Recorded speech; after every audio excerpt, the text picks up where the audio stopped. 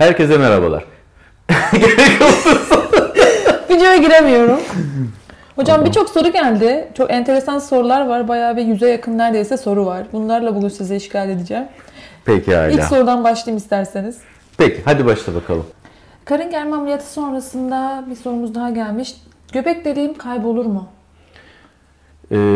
Göbek deliğimi kaybedebilirim anlamında mı sormuşlar evet, buna? Yani göbek deliğim kaybolur mu? Karın germe ameliyatı sonrası. Yani ben şöyle yorumluyorum. Göbek deliği şöyle kaybolabilir mi? Nekroze gidebilir, çürüyebilir anlamında diyorsa, eğer göbek deliğinin beslenmesi bozacak şekilde bir ameliyat olduysa ya da kişinin başka problemlerinden dolayı göbek dokusunun, ki o da yaşayan bir doku, eğer onun beslenmesi bozulursa kaybedilebilir ve çok tatsız bir komplikasyon olur. Yani öyle bir şey olsa ne olur? Göbek deliği yeniden yapılabilir tabii. Bu ayrı bir konu ama sorunun cevabı evet, böyle bir risk olabilir. Yani çok zor bir şeydir. Çünkü göbek çok kanlanan bir organdır. Ya düşün yani anneyle olan bağın olduğu nokta orası. İnanılmaz damarsal açıdan zengindir ve bir göbeğin çürümesi çok düşük bir olasılık. Yani çok düşük bir olasılık. Dudak dolgusuyla alakalı bir soru gelmiş hocam. Dudak dolgusu sonrasında yemek yiyebilir miyim ve ne zaman öpüşebilirim? Dudak dolgusu sırasında yemek yiyebilirsin. Sadece eğer işlem sırasında uyuşturucu kremler vesaire sürüldüyse eğer o uyuşukluk bir geçsin. Çünkü sıcak yemek yiyorsan dudağını yakabilirsin. Öpüşebilir misin? Ne şiddetli öpüşeceğinize bağlı açıkçası. Yani çok fazla hırpalamamak lazım ilk günlerde diye düşünüyorum. En azından oturana kadar. En azından oturana kadar. Şöyle bir 3-4 gün verelim hastalarımıza. Peki. Kaş kaldırma ameliyatından sonra kaşlarım tamamen yukarıda mı kalacak? Bunu nasıl belirliyorsunuz? Yani kaldırıldığı yerde mi kalıp kalmayacağını soruyorlar. Kaş kaldırma ameliyatı aslında zor ameliyatlardan bir tanesi. Neden biliyor musunuz? Bu doku çok ağır bir dokudur. Ve bu dokuyu aşağı çeken bir sürü ligamen bağlantısı vardır. Ve bir sürü de kas dokusu var göz çevresinde. Kaş kaldırma ameliyatlarında biz her zaman planladığımız yerin biraz daha üzerine kadar kaldırırız. Ki biliyoruz ki eninde sonunda o kaş bir miktar aşağı inecektir. Yani bu çerçevede o sorunun cevabı hayır, ameliyattan çıktığınız yerde o kaşınız kalmaz. O kaş kendini biraz aşağı salar açıkçası. Hatta bu yüzden çok fazla aşağı gitmemesi için biz ameliyattan 10 gün önce kaşların yukarıda olacağı şekilde bir botoks uygulamasının kaş kaldırma ameliyatına faydalı olduğunu düşünüyoruz. Çünkü en azından kaldırdığımız dokular yerine yapışana kadar botoksun da etkisiyle aşağı çeken kaslarımız en azından biraz durur. O durmanın arkasında biz de iyileşme süresi içerisinde biraz rahat ederiz açıkçası. Bir diğer soru, Tabii, göğüs implantlarını istersem her yıl değiştirebilir miyim? Atıyorum bu yıl 150 cc kullanacağım, diğer yıl 500 cc. Bunu değiştirsem sağlığım için problem olur mu? Gerçekten bunu mu sormuşlar? Yani göğüs ameliyatı teorik olarak aslında isteseniz her ay değiştirebilirsiniz. Yani tabii iyileşme süreci ödemeniz vesaireniz olur ama özetle evet her yıl değiştirebilirsiniz ama çok mantıklı bir şey değil.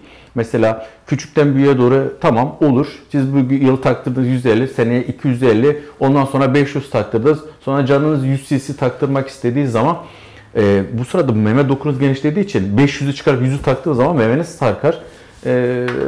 Yani mantıklı bir talep değil bence. Vücudunuza ideal olduğunu düşündüğünüz bir memede gelin anlaşalım ve bir defa yapalım bu işi. Değişim gerektirmiyor açıkçası. Gerekli değil ama zevk meselesi. Yani zevk meselesi ama şöyle bir şey var. Hastalar mesela ameliyat sırasında, öncesinde daha doğrusu, görüşmelerde bir utangaç bir tavır oluyor genellikle. Çünkü bizim kültürümüzde çoktur böyle daha dolgun ve iddialı memeler istemeye kadınlar çok çekinirler.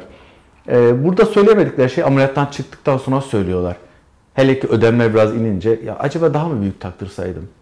Yani şimdiye kadar bu protez çok büyük oldu, bunu küçüğü taktırsaydın diyen hasta yani meslek hayatım boyunca çok nadir, çok nadir. Yani plastik cerrahiye başladı ben 23 yıl olmuş, 3 tane hasta ya vardır ya yoktur. Ama o kadar çok hastada keşke daha büyük isteseydim dedi ki o kadar çok ki değişimlerimiz genellikle daha büyük implant içindir. Bir diğer sorumuz hocam. Yüz gerdirme ameliyatından sonra gülümserken yüzüm yırtılır mı? Komik bir soru. Hayır. Bilimsel açıklamasını yapmaya bile gerek yok. Kesinlikle hayır. Öyle bir şey olmaz. Gülümserken bir de. Hayır. Olmaz. Yine botoks uygulamasıyla alakalı bir sorumuz gelmiş hocam. Tamam. Kırışıklıklarımı botoksla tamamen silebilir misiniz? Hiçbir şey kalmasın ama doğalda görünsün istiyorum. Şimdi şöyle. Botoks kasları durduran bir toksindir, bir maddedir, tamam mı? Özetle kasımızdan kaynaklanan mimiklerimize bağlı olan kırışıklıkları biz botoksla çözebiliriz. Örneğin yüzünüzün alt bölgesindeki kırışıklıklar, deriye çok yakın baktığın zaman o çizgi gözüken, yaşlılıktan kaynaklanan o derideki küçük kırışık katlantılar, onlar botoksla hiçbir fayda görmez. Yani botoks çok güzel bir uygulamadır ama her uygulamanın olduğu gibi botoksun da eti budunu çok iyi bilmek lazım. Botoksta neyi beklememiz lazım, neyi beklemememiz lazım, bunu çok iyi anlamak gerekiyor. Yani tek bir silahla bütün problemlerimizi çözemeyiz. Botoksu kullanacağız ama nerede kullanacağız? Mimiklerimize bağlı kırışıklıklarda kullanacağız onu. Bir diğer sorumuz hocam şu. Daha önce elmacık dolgusu yaptırdım. Yıllardır da yaptırıyorum. Evet. Ama artık bunu yaptırmak istemiyorum. Daha kesin bir sonuç elde etmek istiyorum. Bu durumda alternatif önerebileceğiniz bir şey var mı? Kesin sonuç derken kalıcı anlamda. Evet. Her yıl yaptırmak istemiyorum. Kalıcı anlamda. Tabii ki elmacık implantları. Çok değişik materyallerden yapılmış, tam elmacık tarzımızda oluşturmuş implantlar var. Bunları kullanabiliriz. Diğer alternatif ne olabilir? Bizim vücudumuzda herhangi bir alacağımız yağları, ki biz yağları kaliteli kısımdan ayrıştırdığımız için erime oranı elmacıklarda azdır. Yani yarıdan fazlası elmacıklarda kalır. Kendi yağınızı da enjekte edebiliriz. Bu şekilde elmacık oluşturabiliriz. Ya bu da ikinci seçeneğimiz. İki yöntemde olur. Hocam yağ enjeksiyonu dediğiniz yüzde özellikle nanofet dediğimiz teknikle mi uyguluyorsunuz? Şimdi nanofet yüz bölgesinde yapılacaksa yağ enjeksiyonu nanofetle yapmak lazım. Eskiden yağı alırdık. Aldıktan sonra biz nasıl aldıysak, ki küçük kanüller almaya çalışırdık yine de, ama küçük kanülle bile olsa aldığımız gibi enjekte ederdik. Enjekte ettiğimiz yerde bizim o yağ dokusu parça parça elimize gelirdi. Nanofet denilen şey, aldığımız yağı küçük kanülle alsak bile çok daha küçük parçalara ayrıştıran bir sistemdir. Neredeyse sıvıya yakın bir forma getiririz. Ondan sonra enjekte ederiz. Nanofet budur ve yüz bölgesinde nanofet uygulamak lazım zaten. Nanofet dışındaki hiçbir uygulama yüz bölgesinde olmaz.